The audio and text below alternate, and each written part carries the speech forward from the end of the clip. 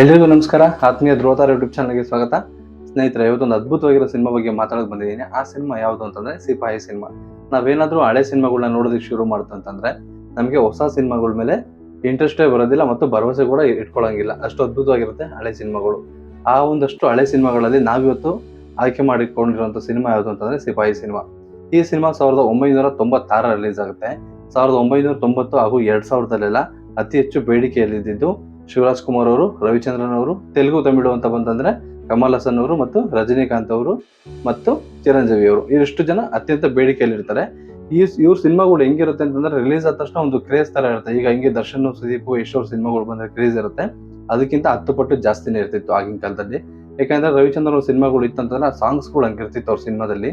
ಸಿಪಾಯಿ ಸಿನಿಮಾದಲ್ಲಿ ಅವ್ರಿಗೆ ಹಂಸಲೇಖ ಅವರು ಜೊತೆಯಾಗಿದ್ದಾರೆ. ಇದಕ್ಕಿಂತ ಮುಂಚೆ ಪುಟ್ಟಂಜ ಸಿನಿಮಾ ಮಾಡಿದ್ರು. ಪುಟ್ಟಂಜ ಸಿನಿಮಾ ರಿಲೀಸ್ ಆಗಿ ಉಮಾಶ್ರೀ ಅವರು ಮತ್ತು ರವಿಚಂದ್ರನ್ ಅವರ ಒಂದು ಜೋಡಿ ಬ್ಲಾಕ್ ಬಸ್ಟರ್ ಆಗಿರುತ್ತೆ. ಉಮಾಶ್ರೀ ಅವರ ಆಕ್ಟಿಂಗ್ ಅಂತ ಆ ಸಿನಿಮಾಕ್ಕೆ ರಾಜ್ಯ ಪ್ರಶಸ್ತಿ ಬರುತ್ತೆ. ಇದಾದ್ಮೇಲೆ ರವಿಚಂದ್ರನ್ ಅವ್ರ ಮನಸ್ಸಲ್ಲಿ ಒಂದು ಸಿನಿಮಾ ಸಿಲ್ವರ್ ಜುಬ್ಲಿ ಆದ ತಕ್ಷಣ ನಟನಿಗೆ ಯಾವಾಗಲೂ ಒಂದು ಟೆನ್ಷನ್ ಇದ್ದೇ ಇರುತ್ತೆ. ಆ ಟೆನ್ಷನ್ ಏನು ಅಂತಂದ್ರೆ ಮುಂದಿನ ಸಿನಿಮಾ ನಾನು ಹೆಂಗಾದ್ರೂ ಮಾಡಿ ಗೆಲ್ಲಿಸಲೇಬೇಕು ಅಂತ ಅಂದ್ಬಿಟ್ಟು ಆ ಒಂದು ಜವಾಬ್ದಾರಿ ಹೆಗಲ ಮೇಲೆ ತಗೊಂಡಂತ ರವಿಚಂದ್ರನ್ ಅವರು ಯೋಚನೆ ಮಾಡ್ತಾರೆ. ಒಳ್ಳೆ ಡೈರೆಕ್ಟರ್ನ ಹುಡುಕಾಡ್ತಲೇ ಇರ್ತಾರೆ. ಆಗ ಅವ್ರಿಗೆ ಎಷ್ಟೋ ಒಂದು ಕತೆ ಕೇಳಿದ್ರು ಯಾವ್ದು ಕೂಡ ಅವ್ರಿಗೆ ಸಮಾಧಾನ ತರೋದಿಲ್ಲ.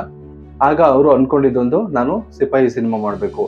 ಇದಕ್ಕೆ ರವಿಚಂದ್ರನ್ ಅವರ ಡೈರೆಕ್ಷನ್ ಮಾಡ್ತಾರೆ, ಅವರೇ ಪ್ರೊಡ್ಯೂಸರ್ ಕೂಡ ಆಗ್ತಾರೆ ಮತ್ತು ಆಕ್ಟಿಂಗ್ ಕೂಡ ಅವರೇ ಮಾಡ್ತಾರೆ ಮತ್ತು ಅವರ ಆಪ್ತರಾದಂತ ಹಂಸಲೇಖ ಅವರ ಸಂಗೀತ ಇಟ್ಕೋತಾರೆ.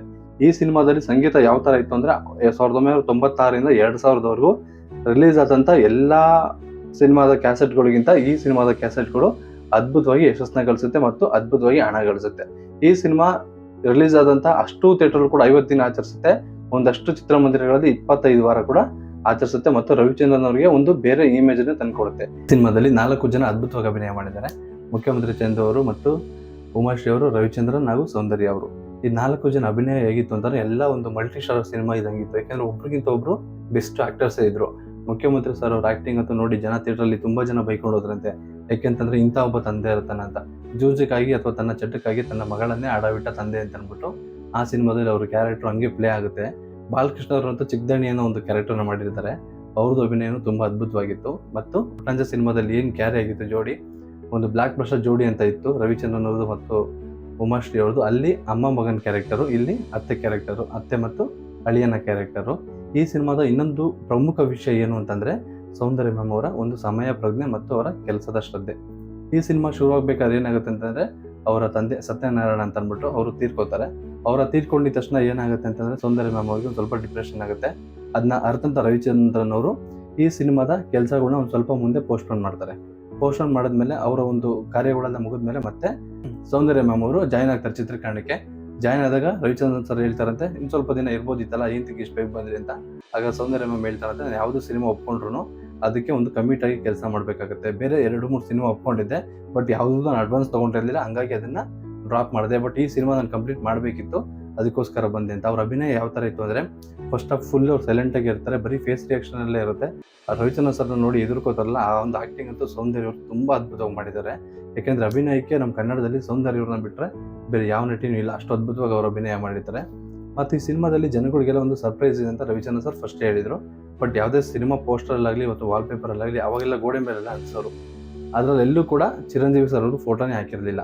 ಬರೀ ರವಿಚಂದ್ರನ್ ಸಿನಿಮಾ ಅಥವಾ ಹಂಸಲೇಖ ಅವರು ಅದ್ಭುತವಾಗಿ ಹಾಡ್ಕೊಟ್ಟಿದ್ದಾಳೆ. 5 ಸಾಂಗುಗಳು ಕೂಡ ಹಂಸಲೇಖ ಅವ್ರದ್ದು ಹಿಟ್ಟಾಗಿದೆ ಅಂತ ಜನಕ್ಕೆ ಗೊತ್ತಿತ್ತು. ಚಿಟ್ಟೆಗಳೇ ಸಾಂಗ್ ಅಂತೂ ಅವಾಗ ಕ್ರಿಯೇಟ್ ಮಾಡಿತ್ತು, ಹೈಯೆಸ್ಟ್ ಕ್ಯಾಸೆಟ್ ಸೇಲಿಂಗ್ ಅಲ್ಲಿತ್ತು. ಆದರೆ ಈ ಸಿನಿಮಾ ನೋಡ್ಬೇಕಾದ್ರೆ ಜನಕ್ಕೆ ಇಂಟರ್ವ್ಯೂಲಲ್ಲಿ ಚಿರಂಜೀವಿ ಸರ್ ಅವ್ರ ಜೀಪಲ್ಲಿ ಬಂದು ಇಳಿತಾರೆ. ಆ ಥರ ಒಂದು ಎಂಟ್ರಿ ಅವ್ರಿಗೆ ತೆಲುಗು ಸಿನಿಮಾಗಳನ್ನೇ ಕೊಟ್ಟಿದ್ದೇವೆ ನಾವು. ಅಷ್ಟು ಅದ್ಭುತವಾಗಿ ಚಿರಂಜೀವಿ ಸರ್ ಅವ್ರ ಎಂಟ್ರಿ ಇತ್ತು. ಸಿನಿಮಾದಲ್ಲಿ ಕೂತಿದ್ದಂಥ ಥಿಯೇಟ್ರಲ್ಲಿ ಎಲ್ಲ ಕೂಡ ವಿಜಿಲ್ ಹೊಡಿತಾರೆ. ಎಲ್ಲ ಅನ್ಕೊಂಡಿದ್ದು ಕಮಲ್ ಹಾಸನ್ ಇಲ್ಲ ರಜನಿಕಾಂತ್ ಅವ್ರನ್ನ ಕರ್ಕೊಂಡ್ಬರ್ತಾರೆ ಅಂತ ಅಂದ್ಬಿಟ್ಟು, ಆದರೆ ಇಲ್ಲಿ ಕಂಪ್ಲೀಟ್ಲಿ ಉಲ್ಟಾ ಆಯಿತು. ಚಿರಂಜೀವಿ ಸರ್ನ ಕರ್ಕೊಂಬಂದ್ರು. ಯಾಕೆಂದ್ರೆ ಚಿರಂಜೀವಿ ಸರ್ ಮತ್ತು ರವಿಚಂದ್ರನ್ ಅವರು ಬೆಸ್ಟ್ ಫ್ರೆಂಡ್ಸ್ ಆಗಿರ್ತಾರೆ. ಈ ಸಿನಿಮಾದಲ್ಲಿ ಅವ್ರು ಬಂದ ತಕ್ಷಣ ಸಿನಿಮಾ ಕ್ಯಾರಿನೇ ಬೇರೆ ಥರ ಆಗುತ್ತೆ. ಬೇರೆ ಇಂಟ್ರೋದವರೆಗೂ ಒಂಥರ ಇದೆ ಸಿನಿಮಾ, ಇಂಟ್ರೋವರೆಗೂ ಬೇರೆನೇ ತೊಗೊಂಡೋಗುತ್ತೆ. ಈ ಸಿನಿಮಾ ಯಾವ ಥರ ತೊಗೊಂಡೋಗಿತ್ತು ಅಂತಂದ್ರೆ ಆಗಿನ ಕಾಲದಲ್ಲಿ ಬೇರೆ ಸಿನಿಮಾಗಳು 90ರಿಂದ 2000 ಬಂದ ಸಿನಿಮಾಗಳು ಎಲ್ಲ ಸಿನಿಮಾ ರೆಕಾರ್ಡ್ನ ಕೂಡ ಈ ಸಿನಿಮಾ ಮುರಿದಾಕತ್ತೆ. ಹಾಗೂ ರವಿಚಂದ್ರನ್ ಸರ್ ಅವರಿಗೆ ಒಂದಷ್ಟು ಇನ್ನೂ ಒಂದು 5ರಿಂದ 10 ಸಿನಿಮಾ ಮಾಡಬೇಕು ಏನು ಬಜೆಟ್ ಬೇಕಾಗಿತ್ತು, ಅಷ್ಟು ಬಜೆಟ್ನ ಈ ಸಿನಿಮಾನೇ ಒಂದೇ ಕೂಡ ಕೊಡುತ್ತೆ. ಮತ್ತು ರವಿಚಂದ್ರನ್ ಸಿನಿಮಾ ಯಾವ ಥರ ಇತ್ತು ಅಂತಂದ್ರೆ ಆಗಿನ ಕಾಲಕ್ಕೆ ಸಿನಿಮಾಗಳ ಬಜೆಟ್ 1 ಕೋಟಿ 2 ಕೋಟಿ 3 ಕೋಟಿ ಇತ್ತು ಅಂದರೆ ರವಿ ಸರ್ ಒಂದು ಸ್ವಲ್ಪ ರೀಸನ್ ಜಾಸ್ತಿ ಓದಿದ್ರು.